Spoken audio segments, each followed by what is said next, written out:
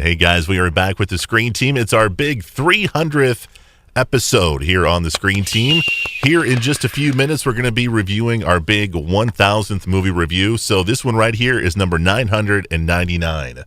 Well, I'm coming back for the other one. With us right now, we got old man Jamie with us, and to go with the old man Logan. Oh, okay. Okay, all right, never mind. Well, It was a stretch. I tried. Hugh Jackman is only like a year older than me, I think. Is he really? Yeah. So you could have been Wolverine, man. I could have. That'd have been so cool. If I was in better shape. We're here to talk about Logan, which is the newest X-Men movie about Wolverine. Yeah. It's part of the trilogy where you've had X-Men Origins, you've had the Wolverine, and now Logan. And my first question, hard-hitting question, Jamie. Logan, is this the greatest superhero film of all time? It might be. I mean, well, if you're looking for all the tropes, action and colors and explosions, then no, it's not. Yeah. But if you're looking for everything else, I mean, I said it when we came out of the film that night as like this is absolutely what the next step would be for a lot of stories, not just the one about Logan, but the way that they told the story and the type of material that they used in it and the type of story that it was. I don't know. I feel like you can kind of look at some of these movies, how they've kind of rehashed the Spider-Man thing a couple times and retold his origin. Of course. They're starting to do what they did or have done and are still doing in the comics for decades and decades is they kind of go back and start again, kind of a reboot, if you will. And they've done that for years in the comics. And to guys my age who have started reading comics when we were kids, it gets a little old. It's like, oh, okay, yeah, he gets bitten by the spider again, or oh, yay, he gets an experiment and gets adamantium. We know the story. You want something new injected into the story, right? Yeah, it's like, show me the next thing that happens. Yeah. And I think that's part of the problem is they know they can only go so far with a lot of these stories without losing part of their audience. Yeah. Whereas guys like me would love to see stuff like this, where it's the natural progression of this character and this storyline. This movie almost felt like it was an independent superhero. Like it really did. Yeah. It almost felt like an independent style movie. It didn't feel, big box office popcorn type of thing. Even though there are some action sequences and stuff like that, but it felt like an independent, smaller budget type of movie, and that felt different for the superhero genre, which I thought was very, very cool. It also had a Western type of feel to it, like a Clint Eastwood type of Unforgiven type of thing. But I really, really enjoyed this film. Well, they referenced Shane. They did. Yeah, you're right. In the movie, you're right. They did that, and there's some common elements there. Yeah, and there's a lot of storytelling ideas or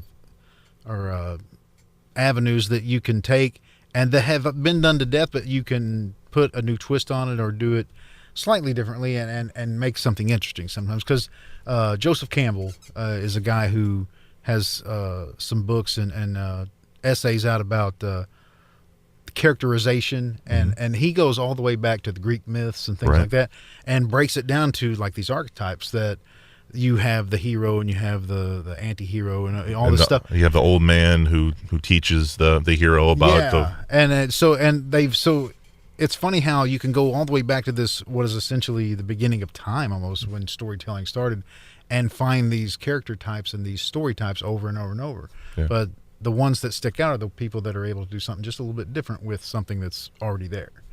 We've got Logan. He is an older man in this particular film. I think the movie's set somewhere in the 2029. 2029. Yeah. And from what I heard from the director, this is kind of like a standalone film in the X-Men universe, but they reference previous X-Men movies in this, which I didn't kind of understand, but that's beside the point. But go ahead, Jamie. No, I mean, I think I know what you're saying, or which way you're going toward this. they referenced some of the other movies, the stuff we've already seen. Correct. Because we've already seen even like time jumping versions of these same X-Men, and then the whole thing with the comic books. You know, it would make sense that if this happened in reality, if we had these kind of super beings, somebody would make a comic book or a story or whatever about them and be like, wow, this is far out, you know? So it makes sense to kind of reference what was already happened in some of the other movies. Yeah, which I have no issue with that. But when the director said, well, this is like in a different universe and it's, you know, it doesn't correlate with the rest of the movies. Well, that was, to me, a little bit of BS, because it does, because they reference the Wolverine. They show the samurai sword in one of the scenes, and they make a reference to New York, which was in the first X-Men movie when they saved New York from Magneto and stuff like that. So, but who's to say, you know, even though he may look at it as an alternate universe version that ties more closely to the other two Wolverine movies. There could still be a story in that one where they saved New York from Magneto. It just happened differently. That's true. Very, very true. Good point. So what'd you think of Hugh Jackman's performance in this film? I thought he was great. Yeah. I mean, when they first announced who he was and he was going to be Wolverine, it was like, well, that's a little different because, you know, and especially people like me who've read the comics for years know that Wolverine is a little bitty, like brawny guy. Right. And then you see this guy that's like 6'2", wearing cowboy boots. You know, he's a good-looking guy too, and Wolverine doesn't have that good-looking kind of personality to him. He's kind of, like you said, he's very short and very just. Yeah, well, there's a reason he's called the Wolverine in the comics is because he goes in there and scraps. You know. And, And that's what real Wolverines do apparently. Yeah. They've got their claws and they get in there and take care of business. You know. And yeah, he was very surly and kind of off-putting, but oddly enough, the young girl that was in the X-Men took to him. So that, you know, there's elements that like that they play out in this, and the X-23 character, that plays by the young girl in this movie, that's from the comics too. They've actually done stories about his daughter, or whatever you want to call it, because like her powers are based on his and that kind of thing. I thought she was amazing. Yeah, I thought she was really good. Great little actor, because like. She has to convey a lot of stuff for at least half the film without really saying any words, you know, that you think she's mute, you know. So that's not really a spoiler, but so Patrick Stewart. I thought he was awesome. That was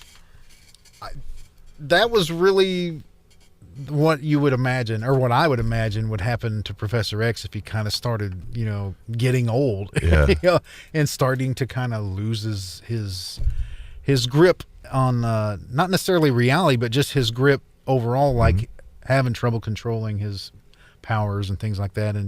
And you know, because it happens to everybody when you get older, you forget things, or you know, and you don't function quite the way you did 20 years earlier, or even 10 years sometimes.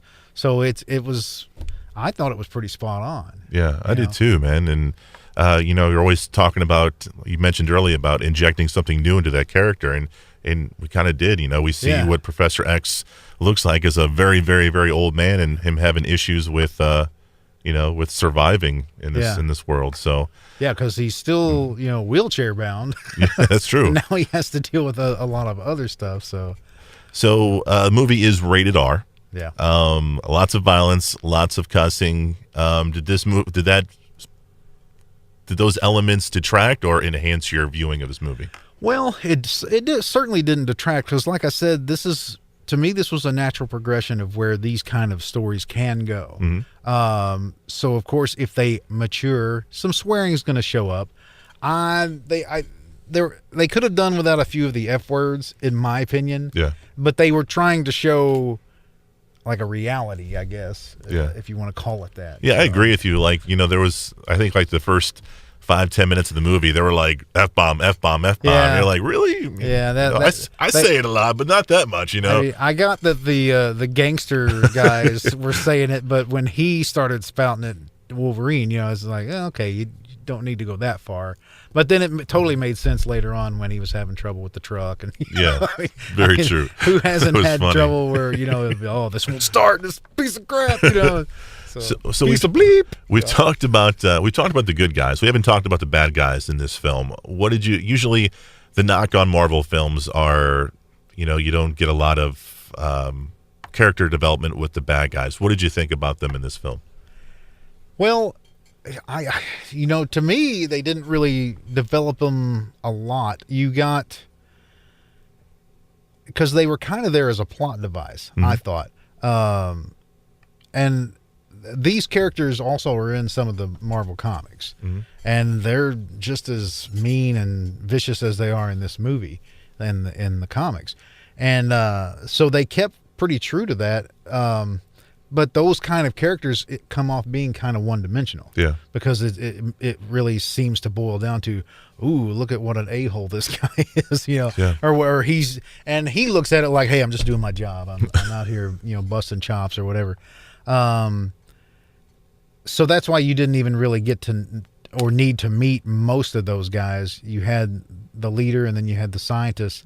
And Richard Grant was great as what was his character's name? Dr. Rice? Dr. Rice, yeah. I didn't even recognize him. I've seen Richard Grant in a handful of movies over the years, and I didn't really recognize him at first. And then it was like, oh, that's him, Yeah. So it's like, oh, that's kind of cool. And he's able to play a villainous type very well, I thought. I've seen him play villains and some other stuff, and I've seen him play a good guy, and then, a lot of things. He's a versatile actor. So, I mean, there was a little bit of character development with him, but he was there to advance the plot of the story because he's the one that explains what they're doing to these kids and things like that, and the experiments and so on. So, and the guy with the hand, you just really didn't like him, even though he came in and kind of was like, hey, man, I'm just here to help. Right. You were like, no, you're not. You can tell. So I thought he handled that very well. Yeah. So is Logan a movie you want to see again and again and again, or is once enough for you? I might watch it a couple more times. Yeah. It's probably something I'll eventually pick up. Now that they've done the 3 Wolverine movies, I'll probably buy like the box set or whatever they come out with, because I want to see. I like all the behind the scenes stuff and things like that. So that's what I would look for. That way I could watch the movies back to back if I wanted to, and then look at what they did. But no, this is worth repeat viewing for sure. That turned off, didn't it? Yeah, it turned off. You can keep pointing at it. Go ahead. Keep pointing at it. Keep pointing at it. It's okay. That camera that's not even recording. Sorry. But no, I could see repeat viewing on this because it's a really good story. And it's a bit emotional. I mean, there's a couple parts where you kind of want to be like, oh, and you sniffle a little bit, because it really, they went a lot of different places with it, you know. I mean, in some of the other X-Men movies, characters die and whatnot, and it's, it's kind of sad, but it's almost like it's there, not, just to get them to the next part of the story or whatever sometimes. Right. Not that they don't have any meaning when they die, because a lot of the times it's, if another character dies in these kind of movies, they're saving somebody else or saving a lot of people or whatever. So there's meaning in it, but this was a little different because, like, of course the bad guys get thrashed, but when other things happen, because I was really surprised. I love Stephen Merchant's character in this, and he was Caliban, was also a character from the comics, and they utilized him very well because in the comics originally he was sort of a villain, and then he kind of redeemed himself. So I think that's kind of what they did here. They kind of just looked at the future version of him and was like, well, it would make sense that he would be helping the X-Men this far down the road in 2029 or whatever. So that was pretty neat the way that they use him too. So I think we should give a spoiler out to the folks listening. If you are going to see Logan in theaters, there's no post-credit scene. No post-credit scene. So you can save yourself 5 minutes or whatever and just leave when the movie ends. Start, So it's just a bunch of words and names. Jamie, thank you for being on the show, and thanks for bringing your insight to this, man. Appreciate it. Coming up after the break, that was obviously 999. 1000 is next. What movie is it?